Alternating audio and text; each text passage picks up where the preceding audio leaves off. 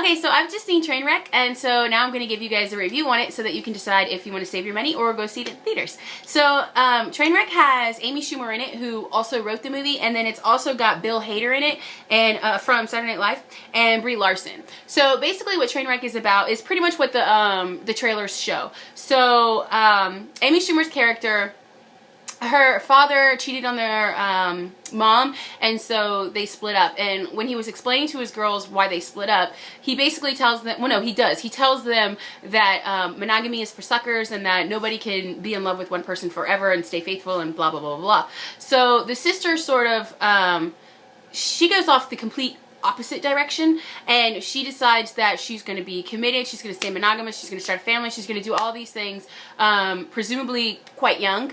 And Amy goes the opposite and is more like her dad and decides that she's never going to be in a committed relationship, she's not going to do monogamy, and that you know, it's just not for her.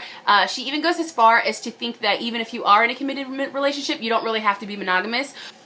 She basically is like, she's going to get fired if she's not like up her boss's tuchus. I mean, there was 3 or 4 little stories into the stories. There's the father who's sick and dying. He's got MS, and then she supposedly loves him so much, but she just dumps him in a home immediately.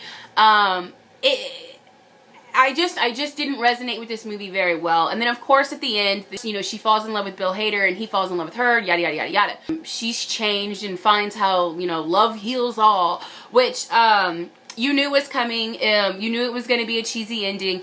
So that's the movie. I found this movie a little obnoxious, to be honest. There were some parts that were kind of funny and kind of cute, but for me it was annoying, and here's why. So what they did was, or what Amy did was, she had the roles reversed. So Bill Hader was acting like the woman in the relationship, and Amy was acting like the guy in the relationship.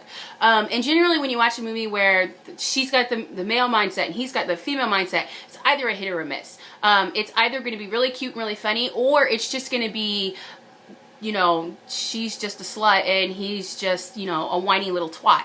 And that's kind of how this came across. It came across like, she's just so mean. Nobody should treat somebody like that. And he's just so overly all of a sudden in love. And I get that that's supposed to be like the funny bit, is that, you know, he's acting like the girl and LeBron James is acting like a girlfriend. I get how that's supposed to be funny. But for me, it was kind of stupid, to be honest. It was, and I'm a fan of corny comedies. When Vin Rhames acted like he was an effeminate homosexual in I Now Pronounce You Chuck and Larry, I just found that hilarious, because that was done well. You didn't expect it. You know, he's a big action movie guy and he's dancing around to I'm Every Woman.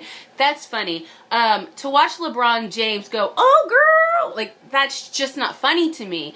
It's been done, I think it's because it's been done so many times that unless it's done perfectly, it has to be perfectly executed. And these jokes were absolutely not executed perfectly. The timing was off. The writing wasn't great. The storyline was iffy, but it wasn't that great. But Amy Schumer is a comedian, and so you expect more.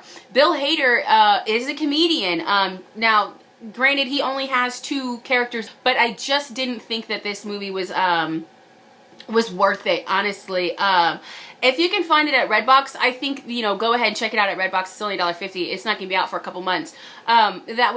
You could do that. But as far as the price of admission, I'm going to say no. I honestly didn't enjoy it, and it was supposed to be a comedy.